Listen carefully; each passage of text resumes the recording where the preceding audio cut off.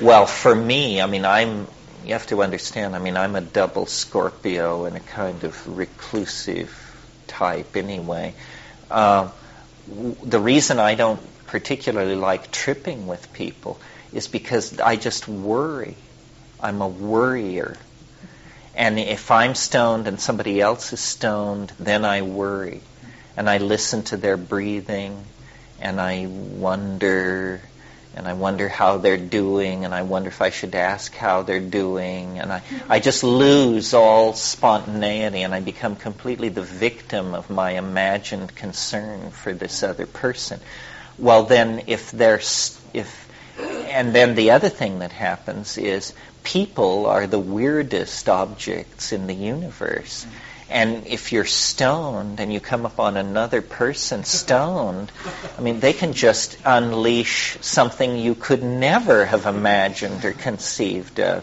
I remember, I think I learned this lesson the hard way in India, but years ago, once at Sarnath, and it happened many times, but this was typical. Sarnath is the place where the Buddha taught his first sermon after attaining enlightenment. He walked from Bodh Gaya to Sarnath. So I took mescaline there with these two women who were friends of mine, and it's all nicely green and sculpted, and we were sitting there under a tree, and I swear, 500 yards away, there were these two Indian guys walking across my field of vision. And I was sitting there, and I was loaded, and I was watching the traceries. And then I looked out across my field of vision, and I saw these two Indian guys stop dead in the center of my field of vision. And then they said something to each other, and then they turned 90 degrees. So they were now facing me, and they began walking toward me. And I was horrified. And I looked down. I said, I was so horrified that I said, I can't believe this is happening. I refuse to believe this is happening. I will just look at the ground in front of me like this. So I started looking at the ground in front of me, and I looked and looked and looked and looked until two pairs of brown feet appeared in my field of vision. And then I looked up at these guys, and they had caught the vibe, and they wanted to know what was going on.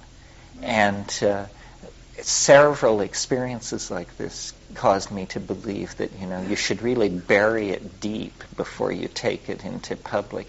The other thing I've noticed is, if you're stoned in a confined space, there's a certain amount of control of synchronicity. I mean, there's rustling in the corners and batting at the windows and so forth, but this you can handle. But if you take it out into public, God, it's just absolutely uncontrollable. I mean, you could be struck by a meteorite. You could be abducted by extraterrestrials. A safe could fall on you. Anything could happen because the statistical disruption of ordinary probability is so great. What did you tell those? What did I say? Oh, I remember what I said. I looked up and I said, I cannot be interrogated. It was good, but it didn't work. Say, how long have you been in this place? You're coming from which place? No, what I found in India was people were telepathic, but it didn't make them like you any better. It just gave them a fantastic kind of in. But I think group psychedelic taking is very promising, and people who can do it, groups that can do it and stick with it over years, log amazing experiences. But it's very hard, because what immediately emerges if you have a group of people doing this stuff is it will veer off in some weird direction. One person will get a quote-unquote funny idea, and then the funny idea everybody polarizes for and against the funny idea. And then they have to decide, well, they're losing, so-and-so's losing their mind. They're in too deep with this. Say, no, this is the answer, and we're moving. And quickly cognitive dissonance builds up, and it's very, very hard. I have a correspondent in the Midwest, a group of psychiatrists who over 6 years took mushrooms once a month together, and they went through amazing contortions of wife trading and not speaking and denouncing and embracing, and just because they were, because it just unleashes this stuff and then it crawls around.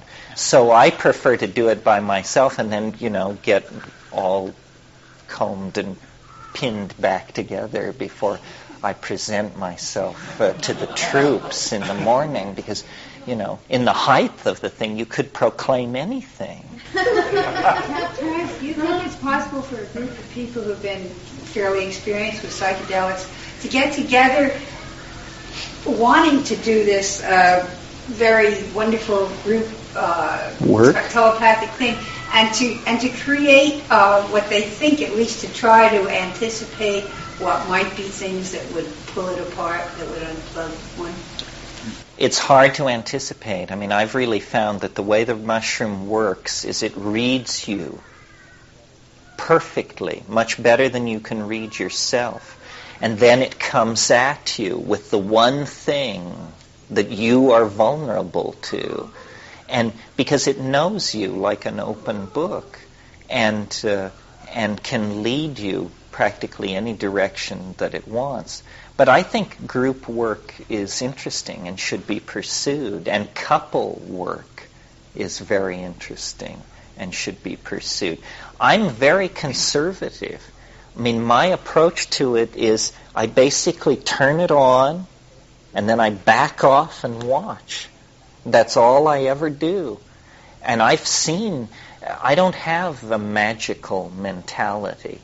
I don't want to get something or take control of someone or a situation for good or ill. But people who do make great progress in all of these areas, people who want to design electronic circuits or play Bach on the piano. But I don't do anything. I'm interested kind of in the essence of the thing, what it is, the ding an sich, the thing in itself. And that's why I don't listen to music. This horrifies some people. So you don't listen to music? No, I have listened to music. I know what it does to music. It makes it the best thing in the world. But without music, it also can do that. And so I sit in silent darkness, and I maintain that's where, the essence of the thing is. Then it's not colored by sound or light or expectation. I'm trying to see beyond the mask, see what this thing is in itself, for itself. Anybody else? Anything else? You mean in terms of in the proximity to the trip? A lot of people like to fast. I don't particularly say you should fast. I just say you should have an empty stomach. 5 hours without eating is good. You should just be cleaned out, bring a certain amount of attention and respect to it. And it's very, very kind to beginners. The complexity comes later in the unfolding of the kinks of the personality. But I think it's very gentle to beginners. What's the Ayahuasca diet? You mean, actually, what does it consist of? It's no sugar, no alcohol, no salt, sexual abstinence. It's basically a diet of manioc and certain fish, and I don't think many greens. Is that it, Ken? bananas, plantains. It's probably analyzed nutritionally. It's probably a serotonin-loaded diet because of the large amount of plantains in it. But it's a bland diet. It's just setting you up to be sensitive, I think, to the uptake of the alkaloids. That's an MAO inhibiting. Yes, ayahuasca works through inhibition of MAO. Good point. You see, normally DMT would be destroyed in the gut, but if you inhibit monoamine oxidase somehow, then it passes through the gut and is absorbed and passes into the blood. This was not known by Western pharmacology until the mid-1950s, but it's always been known in the Amazon. So the strategy, you see what ayahuasca is really is a slow-release DMT trip where you take a plant that contains DMT and you combine it with an MAO inhibitor, and then when you take these together, the DMT slowly releases and you get the equivalent of a DMT flash, but stretched out over about an hour and a half. And so you can watch it more carefully. And some people say, that I overstress the visual side of things, that all kinds of things go on psychedelic drugs. Insights, conceptual breakthroughs, weird distortions of body image and this sort of thing. And this is all true, but to my mind, the visual thing is the most striking because it is so other. It is so highly organized, so demonstrably the product of intelligence. I mean, it's not a feeling, some weird feeling, nausea or subthreshold poisoning or all of these things. These are feelings. But it's simply the release of understanding and somehow visually processed understanding. Ken? In addition to the other three possibilities, the souls of the dead and extraterrestrial and all that, would you entertain the idea that what we're seeing might be simply constructs from the subconscious? Yes, well, that's the other possibility. Carl Jung had this wonderful phrase in talking about elves and fairies, and he said, autonomous psychic components escape from the ego's control and present themselves as independent beings.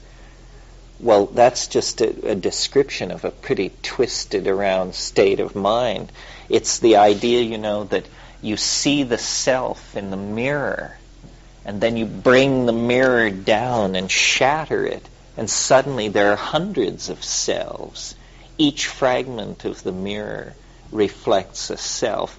This would be a conservative theory of what these things are, except that they don't look very much like the self. The shock in DMT is, if this is myself, then I don't know who I am. But yeah, one thing I've thought of in an effort to explain it is that they are fractally parts of the personality.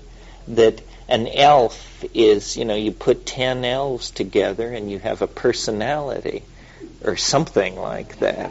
And so these elves are literally autonomous psychic components that have broken free from the control of the ego. We say we've fallen to pieces, always talking about the psychedelic as a boundary dissolver. Well, maybe what happens when you smoke DMT is the boundary dissolves so quickly that you can say of the situation, that's me all over, because you're literally bouncing off the walls and visible to yourself. The illusion that you are stitched together within a body has been shattered, and your several or multiple personality components are jumping around the room. I think the most extreme case of that I ever saw was once I used to smoke. I don't recommend this, but in my vanished youth, I used to smoke DMT. And I smoked the DMT, and it was wild. It went on for a long, long time and was very intense anyway. And suddenly, right in the middle of this trip, this woman came back from Easter vacation, came charging up onto the front porch of this house and threw open the front door and ran into my bedroom door and started beating on my door furiously. Well, being a double Scorpio and secretive anyway, I just was like, had a heart attack. And I jumped off the bed, right out of this DMT flash. I jumped out and I landed on my feet in the middle of this room, and something about moving so suddenly had like shattered the distinction between the two continua. And I carried it all into the room with me. And so the room was then filled with elves, and they were hanging off my arms and spinning me around. And there was this geometric object in the room that was spinning and clicking. And every time it would click, it would hurl a plastic chit across the room that had a letter in an alien language written on it. And these elves were screaming and bouncing off the walls. This machine was spinning in the air. These chits were ricocheting off the walls. And I was trying to deal with Rosemary in the middle of this. And, it was a too muchness. It was a case of seeing too deeply into it. And you have, too many of those stacked up, and then you become reluctant. And this is why I'm very cautious with it. The notion of having enough chutzpah or will or something to want to try and use this stuff, I can hardly imagine using it. I mean, every time I encounter it, my wish is to not be destroyed by it. And the idea of using it for anything just seems like blasphemy, and probably is blasphemy. It's probably a good way to get cut down to size. Yeah.